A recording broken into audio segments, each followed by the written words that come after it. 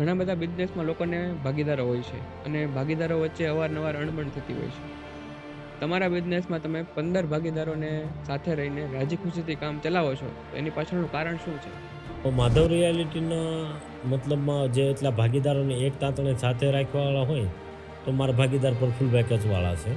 તેનો એમ એકદમ કડકય સ્વભાવ છે અને એટલો સરળય છે પાછો, કે જ્યારે જે ભાગીદારને કહેવું પડે તે એને સાચું જે હોય તે કહી દે. અને ભાગીદારો પણ એ જેટલી કડક ભાષામાં કીધું હોય તો સરળતાથી સ્વીકારી લે કે આપણી ભૂલ છે. પ્લસ બીજો પોઈન્ટ એવો છે કે કોઈ વધતું ઓછું કામ કરતા હોય તો એનું ગણીને એકાબીજી ગણતા ન હોય, જે કામમાં નિપુણ હોય એમાં તેને મૂકવામાં આવે. ને એટલે બધાને સાથે રાખીને કામ કરે છે. અને વિશેષ એ કે ભાઈ આપણે એકલા નથી રાખતા, ભાગીદારોની એની પોતાની નિપુણતા હોય, યોગ્યતા હોય એટલું એને વળતર મળી રહે. એટલે ભાગીદારો આજે કાયમ અમારે હારે છે.